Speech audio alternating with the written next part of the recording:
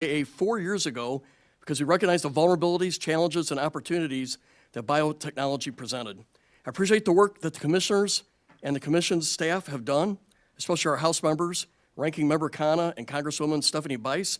I also appreciate Senator Todd Young of Indiana, Chair of the Biotech Commission, and Dr. Michelle Rozo, the Vice Chair of the Biotech Commission, for appearing before the subcommittee today.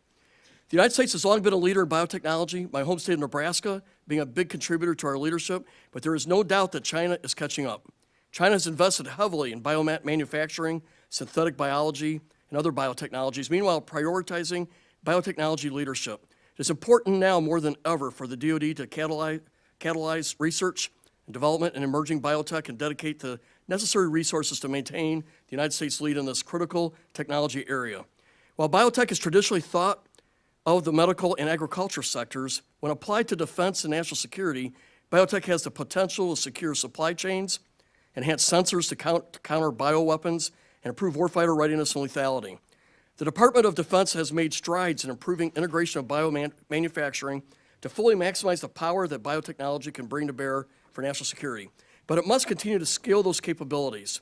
Congress recognizes this need and the massive potential biotech could have on national security, leading to the creation of the National Security Commission on Emerging Biotechnology in the fiscal year 2022 National Defense Authorization Act. The commission was tasked with carrying out a review of emerging biotech capabilities and associated technologies related to national security. The commission released an interim report and recommendations in December 2023, several of which Congress authorized in the FY25 NDAA. The commission's final report will be released this week, and today's hearing provides an opportunity to discuss their findings and legislative recommendations to help secure our leadership in biotechnology. Thank you both for appearing today and for your hard work on this important commission. I'll turn it over now to our Ranking Member Khanna for his opening remarks. Thank you, Mr. Chairman, and thank you for convening this hearing and your leadership. I want to thank our witnesses for appearing today. Senator Young has been a great partner on many issues with the CHIPS Act and other industrial policy, and he stepped in to take the chairmanship and didn't phone it in. He was present at every meeting, even ones that I missed, and really dived into the details. And so thank you for your leadership, and thank you, Dr. Rozo, for your leadership. Very much looking forward to what you have to say. And I want to thank Representative Bice for her leadership as well on the commission. As you mentioned, Mr. Chairman, back in 2021, the NDAA recognized the need for experts to look at biotechnology and its intersection with national security. And we created this National Security Commission of Emerging Biotechnology. I've been proud to be part of the commission, and I'm hopeful that the final report and our discussion can lead to critical steps in addressing the challenges. I just want to say that China is moving ahead at light speed. $2 trillion of industrial lending that they're doing, 200,000 AI companies that they're funding, and they're certainly funding a lot in biotechnology. So if there's one message that I have, it is that we need to stay ahead of China in this area. We need to recognize how serious they are about it, and we need to make sure that our innovation, our creativity ultimately succeeds and thrives and leads. So thank you, Mr. Chairman. Thank you. I appreciate your comments. With that, we'll yield to Senator Young for 5 minutes. Well, thank you, Chairman Bacon. Congressman Khanna just offered, I think, the bottom line up front, which is that the United States needs to lead on biotechnology, and our leadership is indeed in jeopardy, as we outline in the report and elaborate on through the classified annex. I thank all the members of the subcommittee for this opportunity to testify today. I'd be remiss if I didn't mention all the hard work of the many commissioners, including Representative Bice, who I know will make every effort to be here as well. Today, the United States is locked in a competition with China that will define the coming century. This competition is playing out not only through arms races, but also through the quest to dominate cutting-edge technology. Biotechnology is the next phase in this competition. Thanks to breakthroughs in artificial intelligence, we now have the tools to reprogram the building blocks of biological systems. These breakthroughs will advance every strategic sector, including defense, healthcare, agriculture, energy, and manufacturing. Biotechnology can help us maintain military superiority, ensuring our warfighters continue to be the strongest fighting force on tomorrow's battlefields. Biotech will reshore supply chains and revitalize our manufacturing sector, creating American jobs for American workers, creating American products right here in America. It will revolutionize ag production, enabling larger harvests with less water, less fertilizer, less land. This technology will transform medicine, allowing doctors not just to treat disease, but to cure it or to wipe it out entirely. Biotech will also shape the future of data storage and computing power, keeping America at the forefront of other critical technologies like AI. DNA is the most sophisticated data storage medium there is. If we converted the zeros and ones of data into the genetic code of DNA, we could store all the data ever created in a container the size of a school bus. That capability would make our domestic companies unbeatable. But if dominated and controlled by our adversaries, biotech could be turned against us. We have a classified annex, I do want to emphasize that we are happy to explore in an appropriate setting. But for today's session, here's what we're facing. An enemy power could exploit biological enhancements to outmaneuver and overwhelm the American warfighter. Adversaries could silently attack our infrastructure and disrupt transportation and trade without being detected. They could target our ag sector, killing off crops and livestock and leaving grocery shelves empty. Adversaries could cut off our access to pharmaceutical supply chains. Biotech is no longer constrained to the realm of scientific achievement. It's now an imperative for national security, economic power, and global influence. Until recently, America's position as the biotech leader of the world was considered unassailable. It was also undisputed. But China has caught up. China has made biotech a strategic priority for over 20 years. They've had a plan. Under President Xi, the Chinese Communist Party has led an aggressive campaign to develop the most cutting-edge biotechnologies and to translate those gains into military and economic power. China's strategy hinges not only on its well-known theft of American technology, but also on its significant investment in its domestic industry.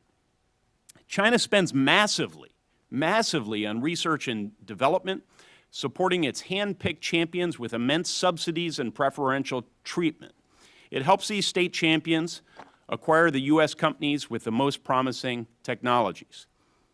For example, the Chinese company BGI, which is a world leader in genomic sequencing, bought up U.S. intellectual property and used state subsidies to undercut competition, and it is now one of the largest sequencing companies in the world, and it's opened its massive trove of biological data to the Chinese Communist Party.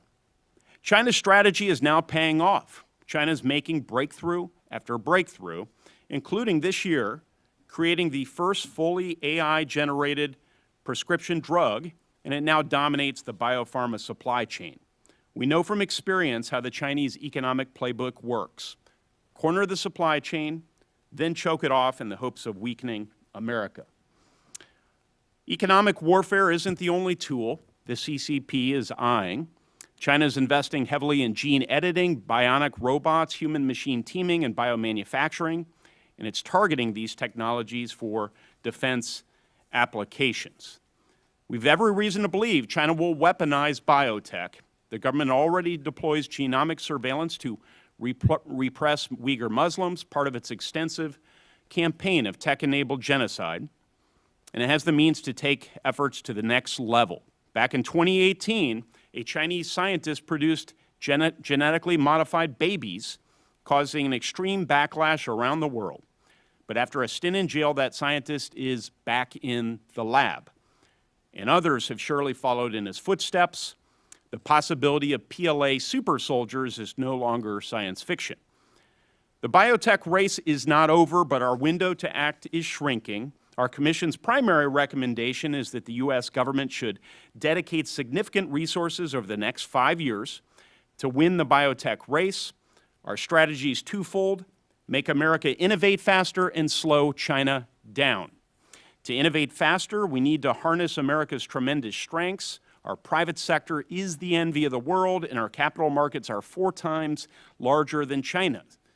But we must make it easier to get innovations out of the lab and into factories and create a regulatory and business environment that enables us to commercialize and scale the best ideas. The U.S. government needs to prioritize biotech as a holistic field, including by mobilizing the private sector to unleash the power of American innovation. And I'm closing here. Okay. Had the gavel in my hand. Yes, yes, this was evidently I prepared this for a Senate audience, okay?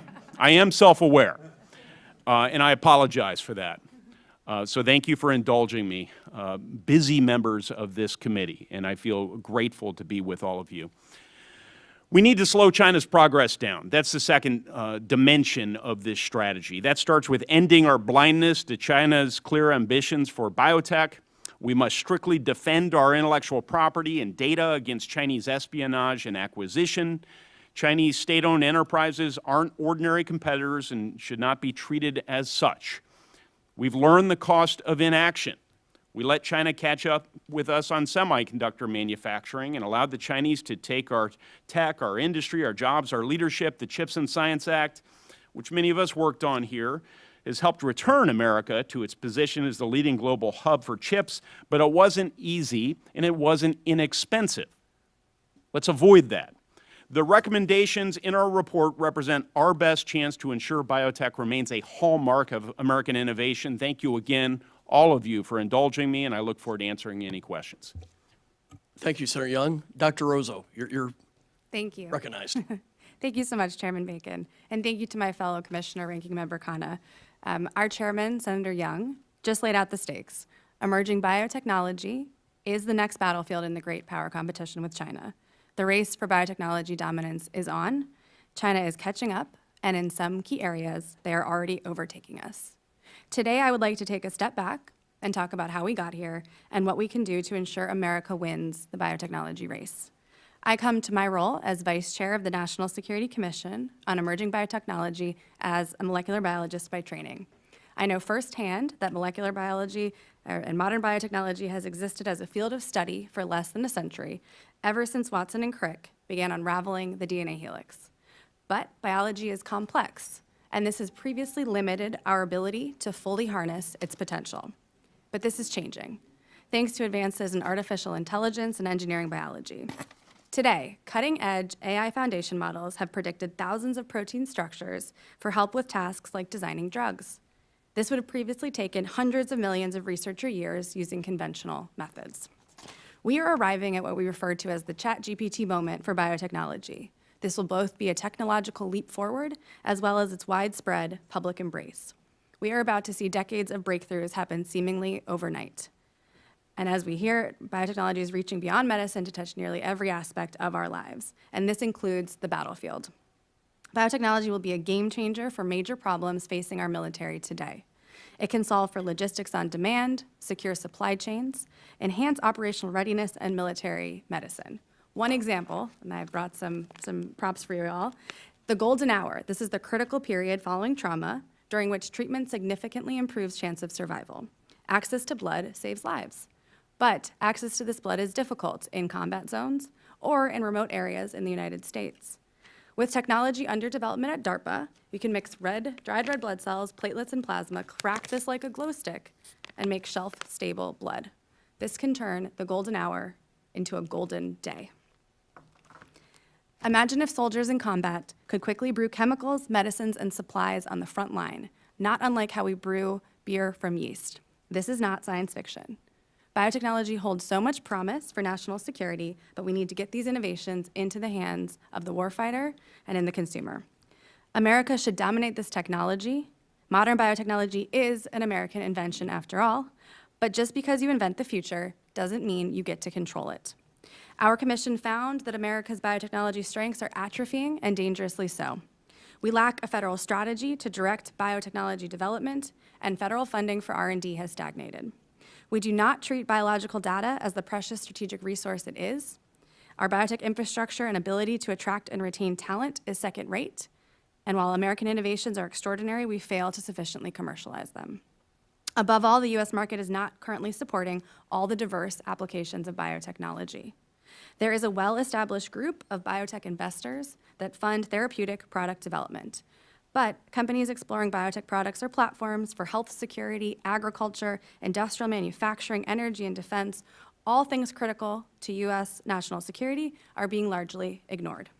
America is struggling to take advantage of this ChatGPT moment that's coming for biotechnology, just as China is having a DeepSeek moment, showing that they can out-innovate us in this key technology. They're making pharmaceuticals more cheaply and quickly, not just fast following. These are FDA-approved drugs. Multinational pharmaceutical companies are seeking out Chinese biotech for innovative IP and licensing deals. And this DeepSeek moment in pharma could soon be coming in agriculture. China is outspending the US and the EU in agriculture R&D.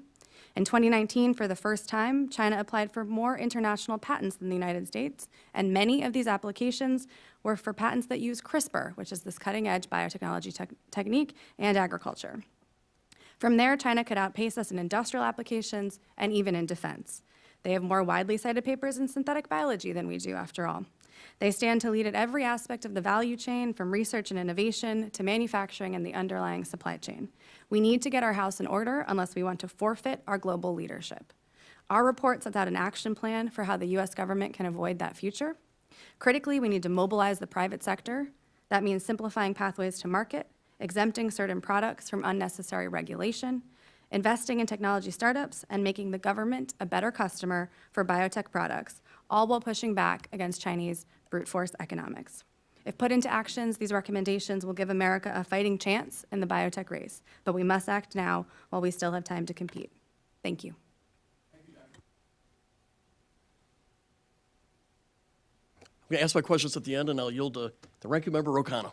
Thank you, Mr. Chair. And I'm only going to ask one question because I want my colleagues to have time. I've been on the commission. I guess, Dr. Rozo, thank you also for your leadership. And my question to both of you is, if there were one or two big legislative priorities that you would recommend that we could work on a bipartisan basis, what would they be? Senator? Well, I'll begin with one that I think is essential to our work, and it's to optimize our regulatory system. We propose creating a new entity to help innovators and entrepreneurs navigate our regulatory morass when it comes to biotech. Unfortunately, so many of our innovators have to deal with multiple government agencies at the same time in order to get products through the process, bioindustrial products in particular.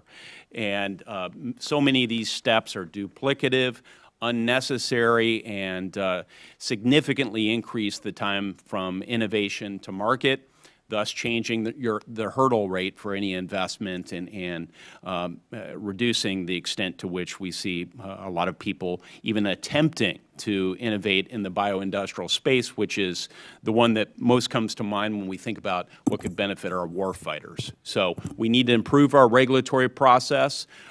Fortunately, we've laid out a viable means to do that in the report by helping people navigate through the process, standing up a small entity to serve that purpose and work across different agencies. And that is not a significant investment of resources. I actually think in the end it could lead to more profitable companies and be resource positive for the country. Thank you for that question. I think one of the benefits of the work that we've done is that, as you well know, because it's all bipartisan and has all been agreed upon by a bipartisan group of commissioners, ideally this entire legislative suite is open for action, which was one of the benefits of the work that we did over the last 2 years. It's kind of like picking between your children to pick which ones are the nearest and dearest. But I think one of the elements that's critically important as we talk about the intersection with AI and biology is really treating biological data like a strategic resource. And we laid out a series of recommendations for the U.S. to do that. That includes authorizing a web of biological data, basically creating an entry point for researchers to access the high-quality biological data and the large biological data sets that already exist, but are now uncoordinated and fragmented, which slows innovation. It also includes working with NIST to create standards so that researchers ensure that U.S. biological data is ready to meet these models and drive forward new products and capabilities for the U.S. system. Thank you. Mr. McCormick, you're recognized. Thank you, Mr. Chair. Thank you for both being here. I know you have incredibly busy schedules as well.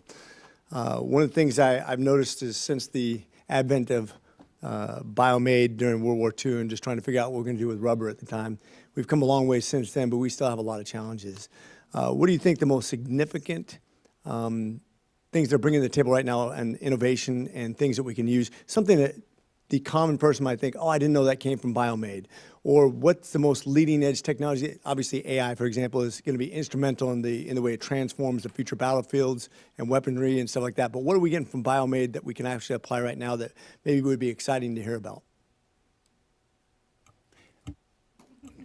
Please, go ahead, Doctor. You actually brought show and tell. More examples, Yeah, and right. we have a reception after this where more examples will be shown of the really exciting research happening at the Department of Defense and other aspects of the federal government. But one of the things that we talk a lot these days is our supply chain dependency, right? And our issues with dependency on foreign suppliers for critical inputs to our supply chain. I think when we talk about biotech, we think a lot about active pharmaceutical ingredients and the dependencies we have there, which are real and are serious, and biotech can provide a solution there.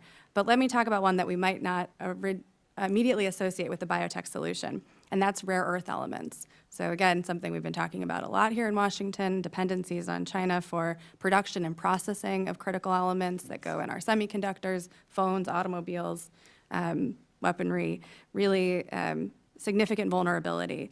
There are rare earth elements that exist in the United States that are sitting in mining deposits unused because it's too difficult to extract them out of these complex mixtures. There's also rare earth elements in our electronics, the watch I'm wearing, my phone in my bag, that could be recycled out if we had the means to do so. But again, too complex, too difficult to extract these rare earth elements. So I have an example here that's actually by one of our fellow commissioners, Dr. Angela Belcher, I should say National Science Medal Foundation winner, Dr. Angela She's Belcher. present today.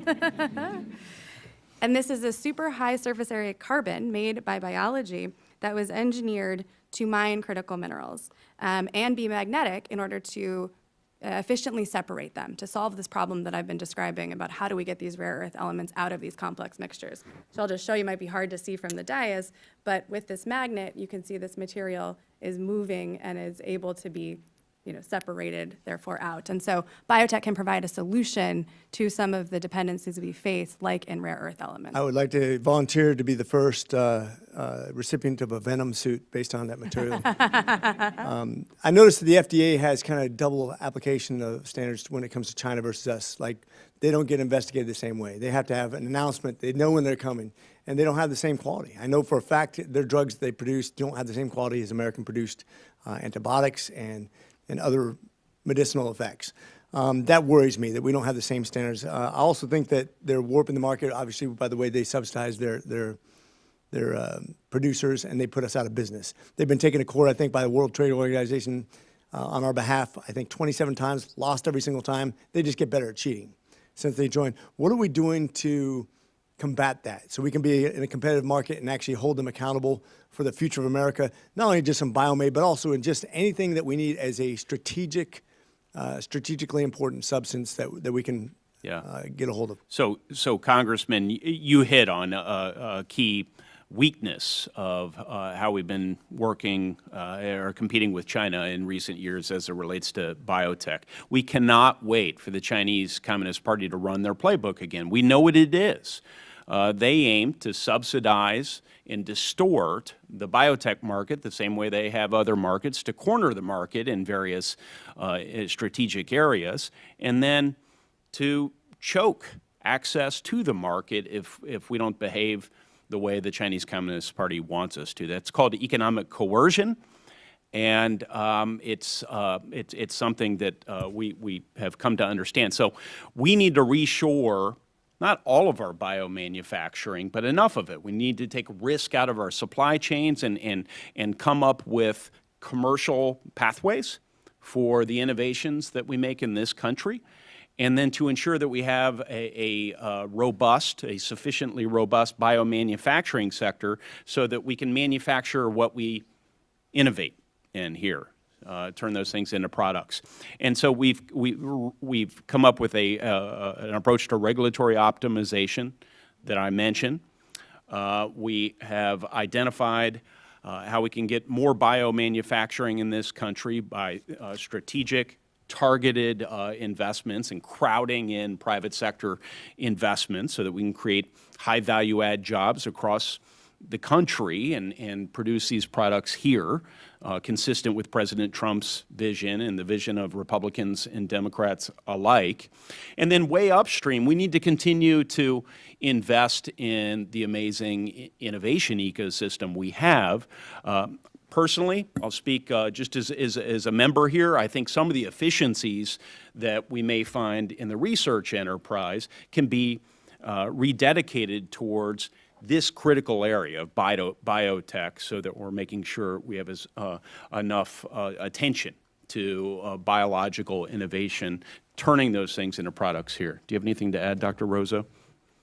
Yes, just I'm actually at time. Oh, It'll be sorry. Great Yeah, I dialogue. keep forgetting that you actually respect time in this chamber. So, But thank you for all your hard work. I look forward to the show and tell. I hope my staff takes lots of pictures with that event tonight.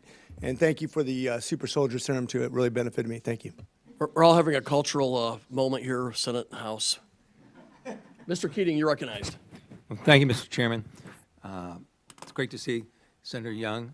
Dr. Rozo, thank you so much for being part of this. We're talking about, biotech and innovation and in the silo of the defense industry.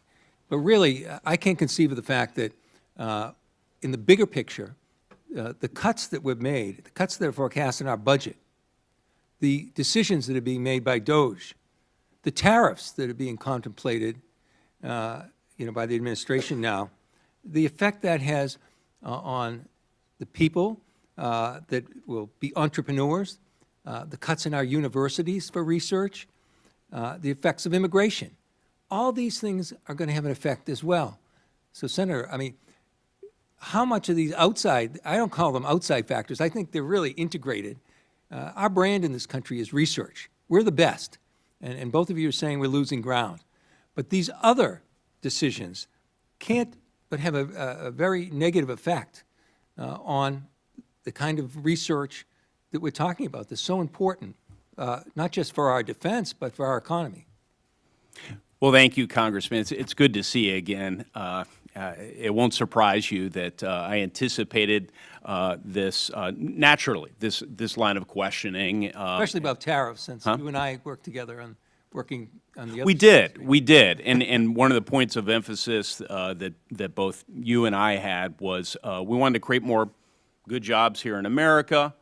We wanted to make our economy more resilient. We saw some of those efforts as consistent with that, and both of those things we think are laid out, and this is a summary version of the report about how we can do those things. And then let me just hone in on your emphasis on research spending. I know it's very important in your part of the country as it is mine. It's important to our national security historically. We've laid out the areas in which we feel like continued investment in research is essential. I mean, we have seen through the space race and up into the computer age and now into this age of biology that handsome dividends associated with making targeted and smart federal research investments.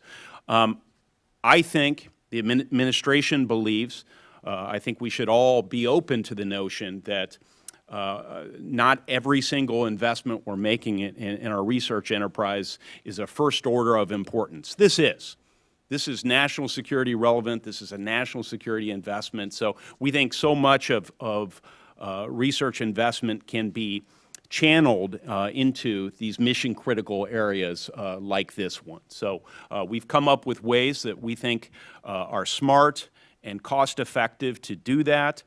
I should also emphasize, we have a lot of inherent talent that we recommend we leverage in our Department of Energy labs, biological talent.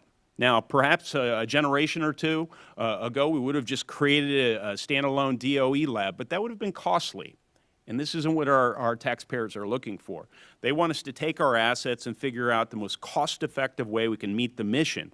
So what we recommended is borrowing from the model of DARPA Grand Challenges, identifying really hard scientific problems that need to be solved for the U.S. to continue to lead the way in biotech, and charging these groups with administering grand challenges for our amazing researchers, innovators, and entrepreneurs out there that would love the opportunity to be welcomed into solving a hard problem. So that's how we address the research dimension of it. Dr. Rozo, do you have anything to add? Yeah, I was just going to expand a little bit on those research challenges, Senator, that you lay out.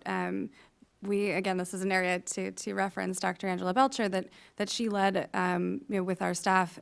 What were the questions that if we could solve here in the United States that would make the U.S. be the perennial leader in biotechnology, be able to rapidly engineer biotech products, and then scale them up. And so that is how we laid out these grand challenges. The first is around making biotechnology predictably engineerable.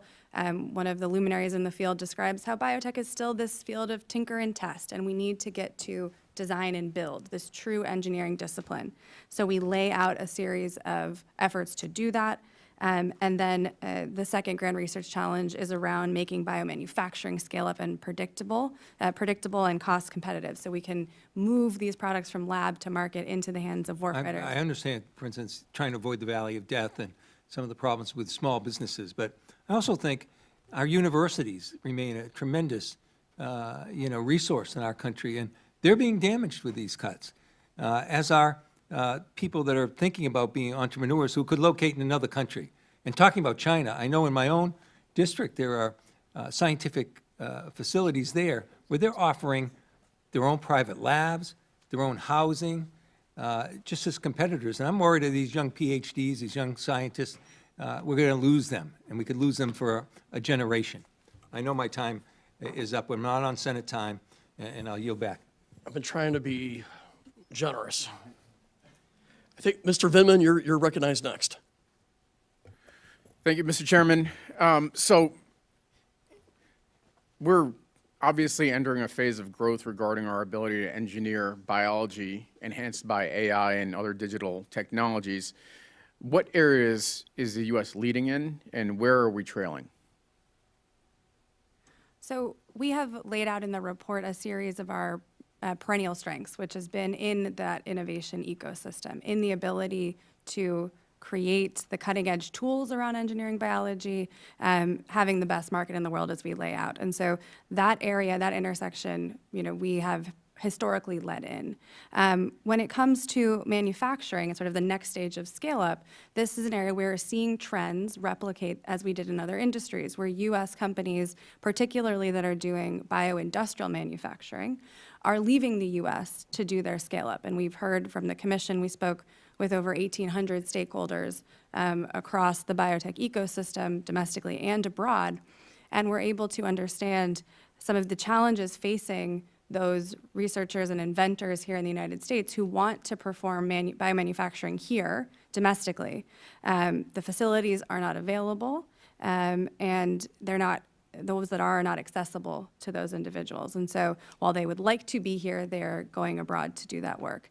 We have a series of recommendations around this that would create pre-competitive, pre-commercial, I should say, facilities here in the United States for products of industrial agriculture and medicine to be able to innovate around biomanufacturing techniques and bring back some of these manufacturing capabilities to the United States. So I'm concerned, like my colleague, Mr. Keating, that we're taking a hatchet to something that Senator Young, you described, may require a scalpel. And so we're cutting funding to NIH, CDC, NSF, when we're in this period of global competition, the Chinese they're throwing money at this issue. We are looking at actually being thrifty, and I think that's the wrong approach. It's not going to serve. It's penny wise and pound foolish in that regard. So I think we need to have the administration or make the case that this is an area of geopolitical competition, national security imperative. I'm convinced in that issue, but let's not be penny wise and pound foolish on an issue like this. Well, thank you for the opportunity to respond, Congressman. One of the responsibilities we have in the Senate is advise and consent. So I've had the opportunity to visit with the President's team, which is now mostly in place, and everyone from Michael Kratsios, OSTP, to Secretary Lutnick at Commerce, to various DOD officials, including but not exclusively limited to our now Secretary of Defense, have emphasized the importance of this because I've asked about it. They recognize that our competition with China, but also with other strategic rivals and adversaries, is a techno-economic competition, and that we're going to have to make the requisite investments in those areas and prioritize it strategically in order to defeat China. So I think, the notes they have hit are entirely consistent with what we are recommending here, and I do believe that much of what is needed is just more focus and bringing to bear existing funding lines or institutions and repurposing that towards our highest priority areas like biotech.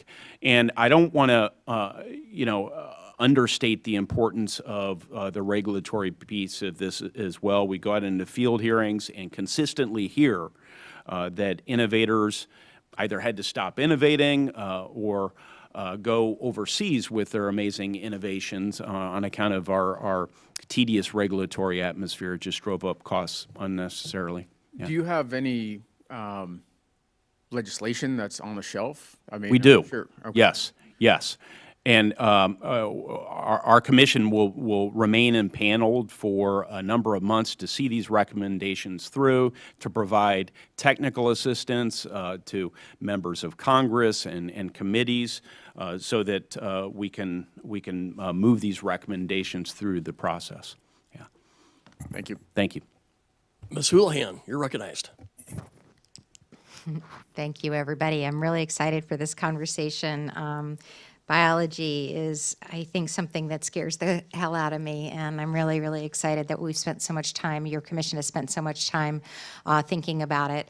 I want to sort of foot stomp on what Mr. Vindman mentioned, and my colleague also mentioned that we can't possibly have this conversation without seeing the hypocrisy of cutting all of this science research dollars and all of the workforce issues that we're busy worrying about. We have to be able to recognize that in order to stay competitive on something like biology, we have to make sure that we're maintaining our competitive advantage with basic research, and that we're maintaining, if we have it, an advantage with workforce. But I would actually like to ask questions, a couple questions of Senator Young. Could you tell me a little bit more about the Commission's recommendation in terms of how we as a nation, the United States, should be leading the way on the ethical use of biotechnology? So the ethics and the U.S. military, why is that important that we lead by example, and how do we set those examples? You mentioned the Chinese are not necessarily known for their example. Well, I'm grateful for the question, Congresswoman, because that is essential. And this is one of the reasons why we need to have a robust biotech enterprise here, from the upstream innovation all the way down to biomanufacturing, and making sure that our warfighters are procuring biotech products as well.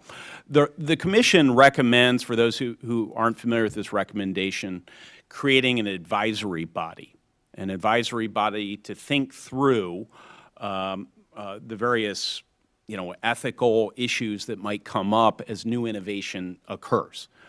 Because as you rightly pointed out, this becomes very complicated and can be ethically fraught. And so having some assistance to think through those issues, there's precedent to this. A lot of precedent to advising outside bodies to consult members of Congress. This would be nonpartisan advice. We recommend standing up this Congressional Commission on Responsibility and Ethics in Innovation. And we're at a point right now in which we see the People's Republic of China in particular, and most notably, experimenting with designer babies. And they seem less inclined to be concerned about these sorts of issues, and they can use certain, please, go ahead. No, I think that that's a fantastic suggestion. I Yes. believe that's one of the recommendations that Mr. Vindman was asking about, legislative ideas, and I Yes. think this is one of them, and I hope that we're able to move forward on that. And in the interest of time, I was wondering if you might also speak a little bit more about along the same line, what the DoD needs to do to be a better customer for the biotech industry. I know that we struggle as a defense industry, just in general, on any technology. How can we focus on the industry, on the DoD sector, on biotech? I can take the start of this question. So having come from the Department of Defense, I see firsthand, and I've seen firsthand in my work, the really exciting research that's going on in the Department of Defense, and I've brought some of those examples to share with you all today. I also shared a little bit in my opening statement about some of the market challenges, and where there is a well-established group of investors that invest in therapeutics, there is not the same group of investors investing in biotech for national security applications. The risk is too high and the reward is uncertain. And so we lay out a series of recommendations that would make the DoD a better customer with efforts like offtake agreements or advanced market commitments for specific biotech products that meet defense needs, to be able to say, should a company be able to develop this product that meets DoD specifications, the department will purchase it.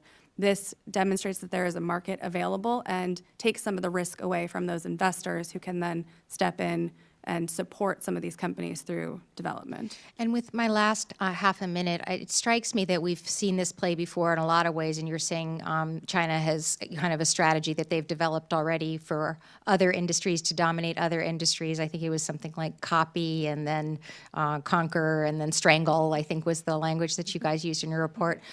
How do we make sure that we don't end up having to do the Chips and Science Act 30 years from now? Oh. Well, with the chairman's permission, I'll respond in about 20 seconds here, because, yeah, I mean, you've basically taken my line from me, Congresswoman. We don't want to have to resort to another Chips and Science Act. If we act smartly, that is to say, preventatively, we can avoid that right now. We can continue to lead in biotech. Our warfighters, the American people will benefit in so many different ways. But if we wait, this could be very costly, yes, in terms of the federal budget, but also conceivably in terms of the lives of our men and women in uniform. So that's what we're trying to avoid. Thanks. I yield back. Mr. Ryan. Thank you, Mr. Chair, and I'm sorry that I'm tardy. I'll do push-ups after this. Thank you both for being here. And if I do ask something that you've already answered, please feel free to let me know. This is far from my area of expertise, so kind of an elementary question. Within our broader, within the broader space here in the U.S., like, where would you say the true intellectual property and knowledge exists vis-a-vis academia and research and the sort of early stage, or is more of the real subject matter expertise in the commercial space? How would you kind of weight and ratio that, both of you, just to understand the landscape? So this is actually one of my favorite things about biotech is that it is kind of all across the country. It is really for everyone. There are pockets of expertise at certain universities, at certain cities in the country, but that really is spread across the entire ecosystem because biomanufacturing takes raw inputs like that's grown in fields in the heartland of America and can use that as the starting input and starting material to grow products. This is really a technology that is accessible across the United States. And we have companies, we've talked to many of them, who are taking IP and technology in one part of the country and commercializing and trying to build manufacturing facilities in another part, and putting those facilities next to large agricultural fields and being able to port over the surplus agriculture and using that as a starting material. One more point, if you'll allow me, this is actually gets back to the grand challenges. Right now, that starting input is limited somewhat to raw sugar, things like coming from corn, but with what's called flexible feedstocks, and we have a grand challenge around that, you can innovate around the starting material for biomanufacturing. You really just need a source of carbon. So what today is corn from the Midwest could tomorrow be mushrooms in Pennsylvania or apples in Washington. It's really an accessible technology. It can be in the backyards across all of America and grow jobs across the country. It is, again, I just want to know we have a lot of apples in New York, upstate There you go, New York. and New too, York. just for the record.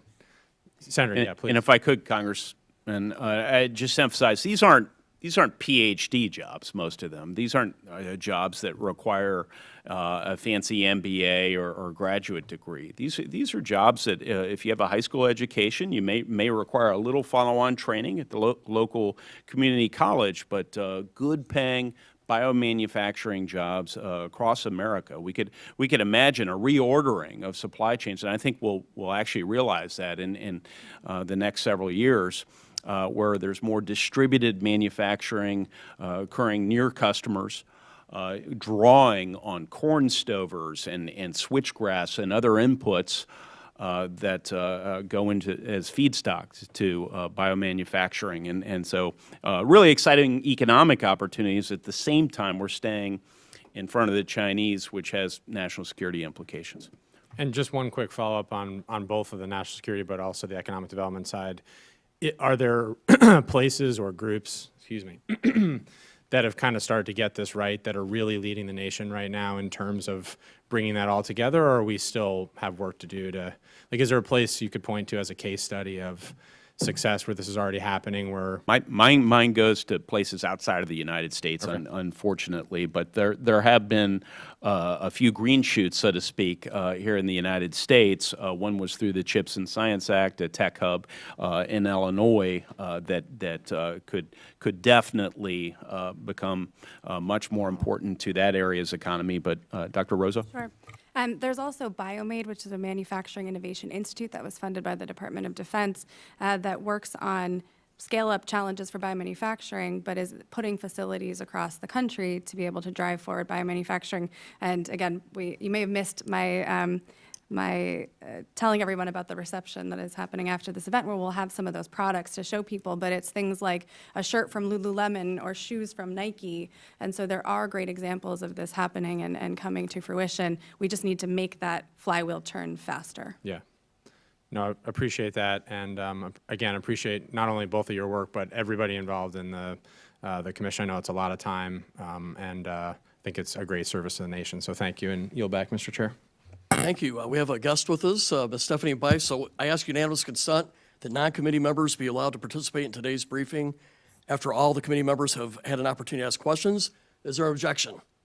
Now, Mr. Chair, I'd just like to say I really enjoyed working with Representative Bice on the commission, and she added a lot of valuable contributions. Fantastic. Without objection, non-committee members will be recognized at appropriate time for 5 minutes. Ms. Bice, you're recognized.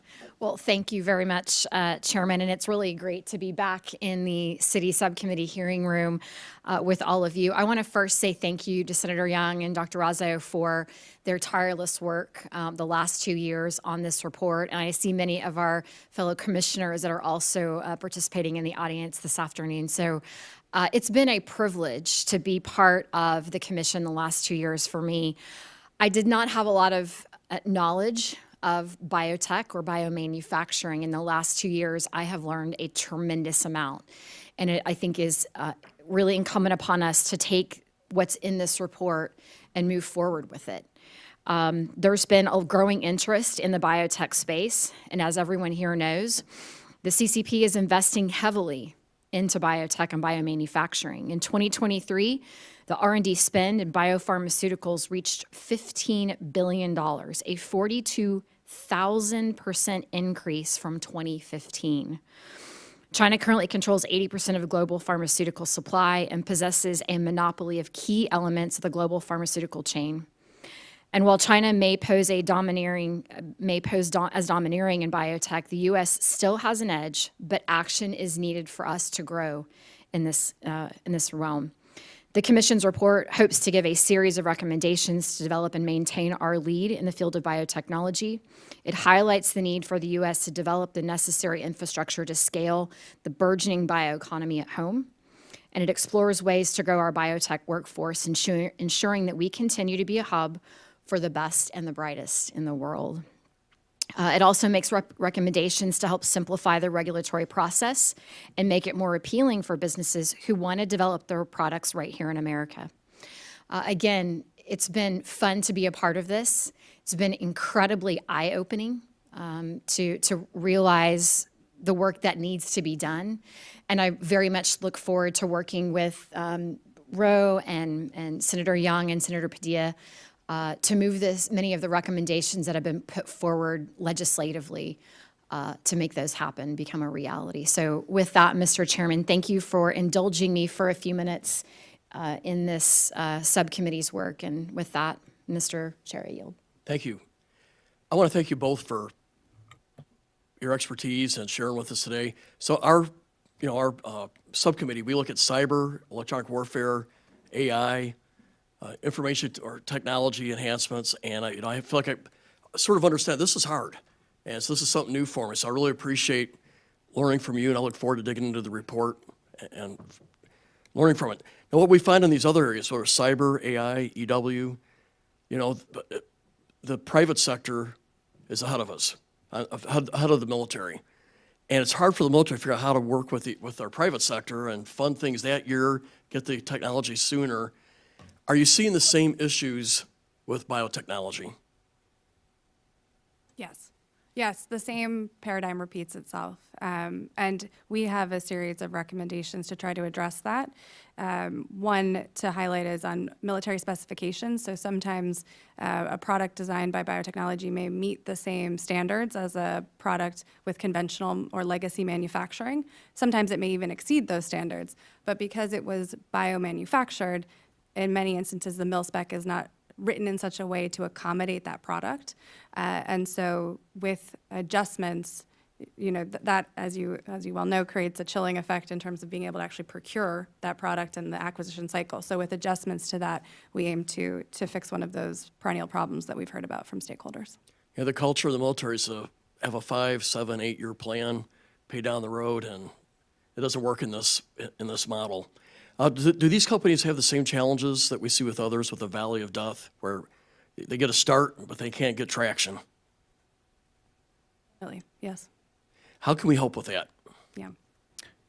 Well, I think one of the key things we can do is implement some of these demand signals that Dr. Rozo mentioned. If an innovator has assurance that once they develop a product and develop it to DoD specs, it will be procured, then they'll continue to stay in business, they'll attract investors, and they'll remain a viable enterprise. But without that demand signal, it becomes very challenging for them to sustain the regulatory process and all the rest.